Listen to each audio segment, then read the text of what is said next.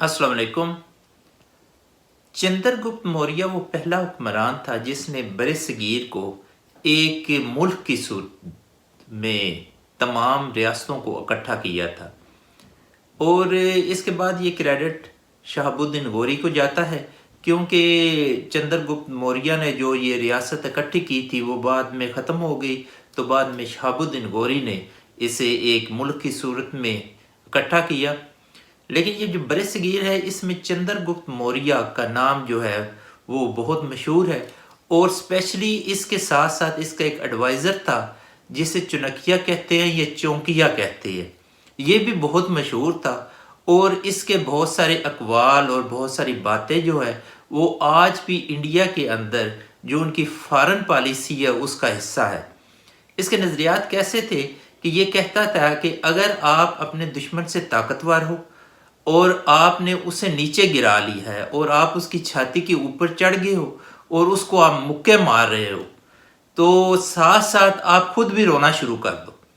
उसको आपको फ़ायदा ये होगा कि जो गिरदोनवाह के लोग होंगे उनकी सिंपैथी भी आपको ही मिल जाएगी। एक आप उसको मार रहे हैं, दूसरे से सिंपैथी भी आप ही गेन कर लोगे। तो सेम कुछ इस किस्म की पॉलिसी आजकल इमरान खान ने भी पाकिस्तान में इख्तियार की हुई है। और ये चीज़ स्पेशली जो भी पढ़े लिखे या लिटरेरी लोग हैं या हिस्ट्री को जानते हैं वो इन नज़रियात को बहुत अच्छे तरीके से जानते हैं कि खान साहब ने भी आजकल, क्योंकि खान साहब इस्टेब्लिशमेंट से ताकतवर तो हो गए हैं, तो उन्होंने साथ साथ इस्टेब्लिशमेंट की थोड़ी थोड़ी तबकी भी लगानी शुरू कर दी है। बाकी सियासतदानों को भी और सियासी पार्टियों को भी थोड़ी थोड़ी उन्होंने मुक्का को सुनना करना शुरू कर दिया है। लेकिन साथ साथ उन्होंने शोर भी डाल दिया है कि अगर इन्होंने मुझे पकड़ लिया है तो इन्होंने मेरे साथ वही हशर करना है जो शहबाज गिल के साथ किया है या मेरे 2-3 और वज़रा के साथ किया है। चुनकिया है, इसके नज़रियात को बहुत ज़्यादा पढ़ते हैं और जब इसके वो नज़रियात को पढ़ते हैं तो उनको इस किस्म की गेम्स की समझ भी आ जाती है। और दूसरी तरफ इस्टेब्लिशमेंट है।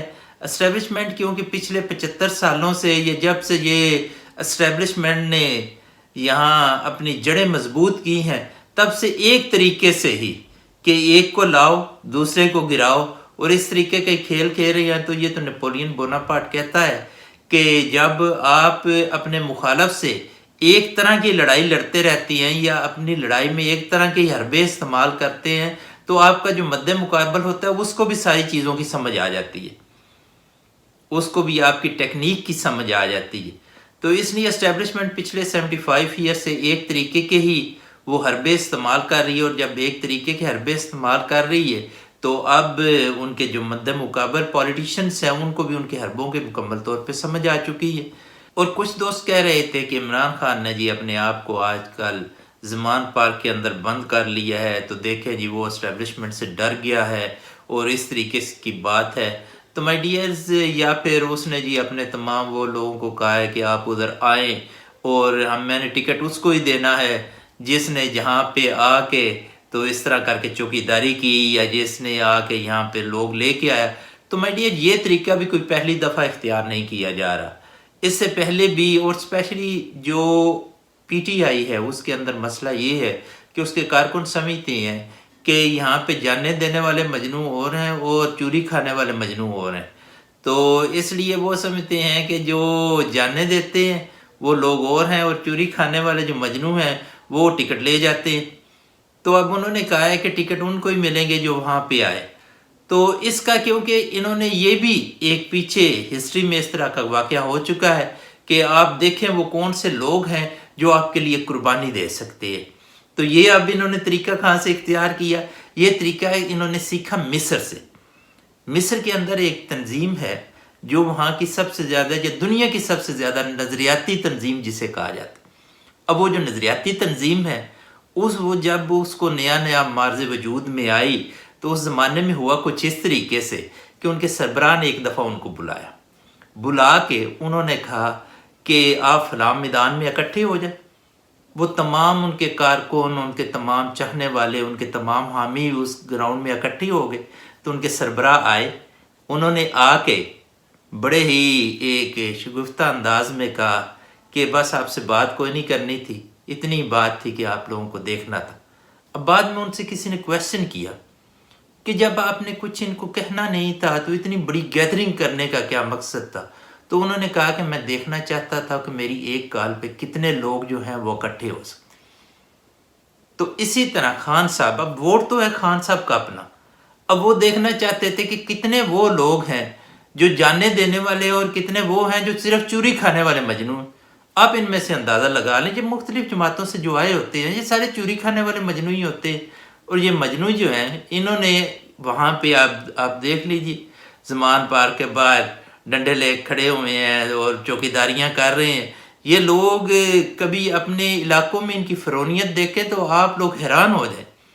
اب لیکن ان کی حیثیت ان کو، کیونکہ ان کی اوقات بتانا بہت ضروری تھا کہ آپ نے اس دفعہ کا جو الیکشن لڑنا ہے وہ عمران خان صاحب سمجھتے ہیں کہ ان کی وجہ سے یہ الیکشن جو ہے وہ جیت سکتے ہیں، تو اس لیے یہ سارا کچھ کیا گیا ہے تاکہ دیکھا جائے کہ کتنے وہ لوگ ہیں جو ان کی ایک کال اکٹھے ہو سکتے ہیں۔ اور یہ طریقہ کار اختیار کیا گیا۔ کوئی بھی نظریاتی جماعت ہو جب بنتی ہے تو اس طریقے کے مختلف حربے دیکھے جاتے ہیں کہ ان کے کارکن کس حد تک جو ہیں وہ اس جماعت کے ساتھ ان کی مثلا نظریاتی ایفیلیشن بھی ہے، اور نظریاتی ایفیلیشن کے ساتھ ساتھ وہ اس جماعت کے لیے کتنی قربانی دے سکتے۔ تو یہ چیزیں جو ہیں یہ پاکستان میں ہو رہی ہیں۔ باقی پاکستان میں کوئی سیاست اس طریقے سے تو ہے نہیں ہے کہ کوئی مولا جٹ کی فلم چل رہی ہے کہ لوگ سمجھتے ہیں کہ چھلانگ مار کے خان صاحب کو باہر آ جانا چاہیے اور مولا جٹ کی طرح گڈاسا گھما کے کہنا چاہیے کہ لو جی اسی آ گئے۔ تو یہ چیزیں تو ہوتی نہیں ہیں۔ پالیٹکس ٹیبل ٹاک ہوتی ہے، بیک ڈور ڈپلومیسی ہوتی ہے، اور ڈیفرنٹ قسم کے چینلز ہوتے ہیں، اپنے مورے پلیس کیے جاتے ہیں، اور جب حالات اچھے دیکھے جاتے ہیں تو جب ان سے فائدہ اٹھایا جاتا ہے، اس کا نام ہی پالیٹکس ہے۔